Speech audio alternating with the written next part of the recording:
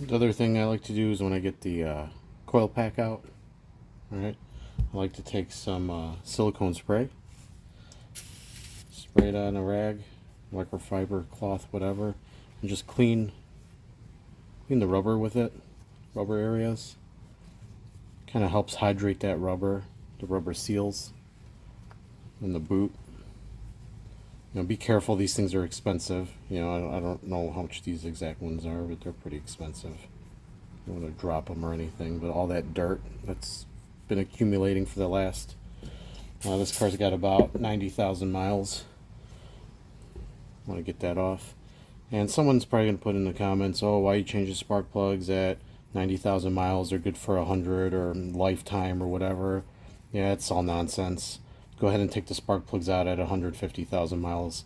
Yeah, they still might actually be okay, maybe. But can you actually get them out of the cylinder head? Or are they frozen in there at that mileage? Yeah, I plan on keeping this car for a long time. So, yeah, they can come out at 90,000 miles and I can put some fresh ones in. These are the ones I'm using. NGK, the original equipment. Laser iridium. Yeah. For comparison, here's the one of them that I took out of the other cylinder.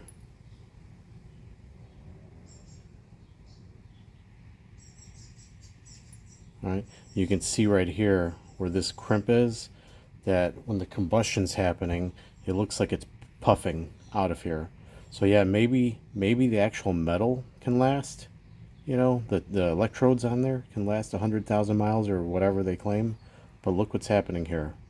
Every time that compression's happening, it's poofing out, and you can actually see where it's like been puffing out of there. And all of them are like that. It's just not just Hyundai. I've had these on Fords when I used to work at Ford. Here's another one. Subarus, same deal. That's where they're poofing. I actually had one that was misfiring because of that. So, something to consider. This is what the new ones look like. Get them from a reputable place too, if you're going to get NGKs, because there's counterfeit ones out there. I wouldn't be getting these off of eBay. I probably won't even buy these on Amazon. You need to go somewhere and actually get a legit source. There's a code that's on these. I know my camera's probably not going to focus on it, but there is a code right there that you can call NGK, give them that code, and they'll tell you if it's a legit plug or not, because there's fake ones. Another way to tell that they're real, there's a little bit of like, it almost looks like talcum powder or like baby powder, where the other plug that I showed you where it was puffing out, that's where where that crimp is. They almost use like some kind of powder in there. And again, I apologize for the video. I'm not really a YouTube person. And then this one right here, you can see the new electrode on there. And then I do not put anything on the threads. And the focus is terrible. Yeah, there we go. I don't put anything on the threads. NGK says they're coated. And they're already coated with some kind of special coating that lubricates the threads in and out. They said don't do anything like that. If you put a coating on there, what's going to happen is you're going to over torque it and you're going to break something off or strip out the threads inside the head. So you don't want to put anything on there unless it specifies. So that's the next one that's going to go in.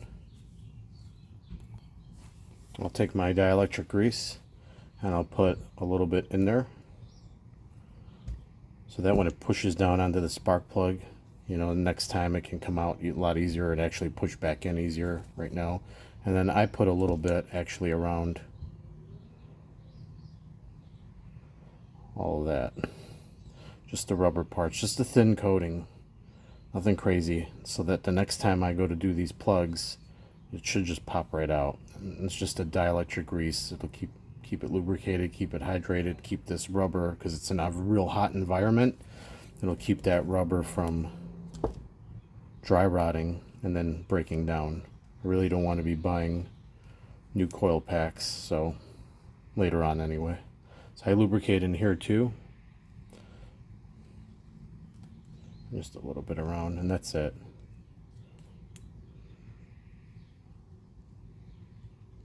And then this is the area from the other video that I'll lubricate once I install it. Right, the other thing I like to do is before I put the new plug in, I actually went down there with a borescope and took some pictures. But I like to take some compressed air and blow that out. I don't know if you might see a little bit of stuff come out.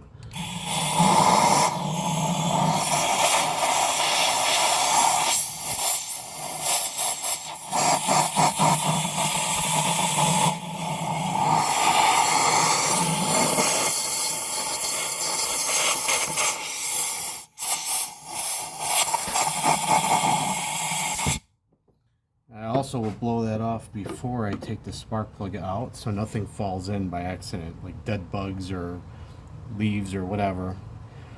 I don't want it falling down there before I take the plug out, so I'll blow it out. That way it cleans the threads too. If there's any debris or whatever stuck on the carbon or whatever on the threads, kind of cleans them up. The new NGKs are pre-gapped. You don't have to gap them. Alright, you should check them though to make sure that they are still gapped.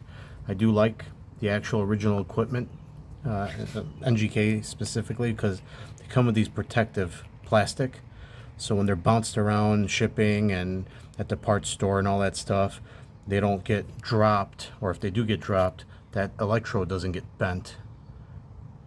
You know what I mean? And again, my camera's like not going to focus, so yeah, they have this protective boot on there. Nothing on the threads, and then just use a spark plug socket. This one has a rubber gasket in there to kind of hold the spark plug so it doesn't drop when you install it. You always want to install these by hand very gently. I don't want to drop it down in there and bend that electrode. I'd mess up the gap. And I thread it down all the way by hand until it stops. So I keep going.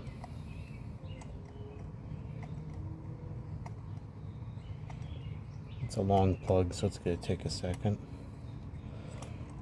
And if it feels funny, then you're probably cross-threading it and you need to stop and take it out before you do damage. So right there. I'm back with my torque wrench. I'm using this one, and I got it set to 15 foot-pounds. I'm just going to go nice and smooth until it clicks.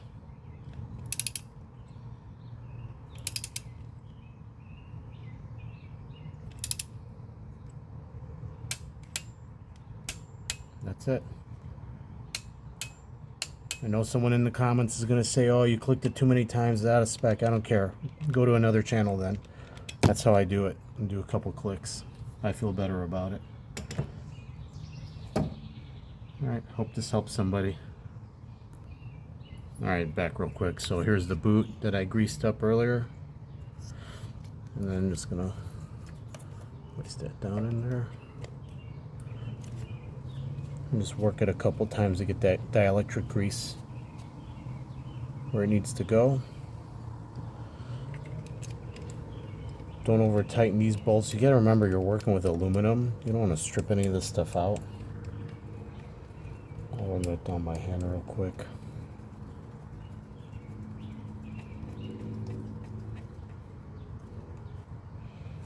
And I'm actually going to torque those down. It's something like 7 foot-pounds.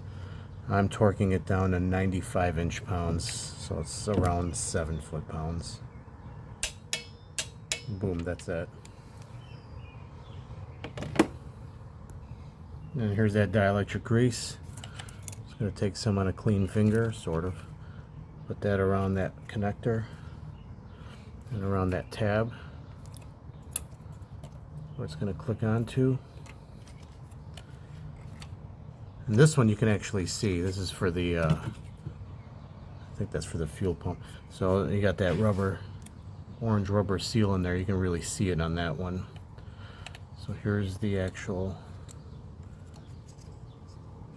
injector. I'll plug that in.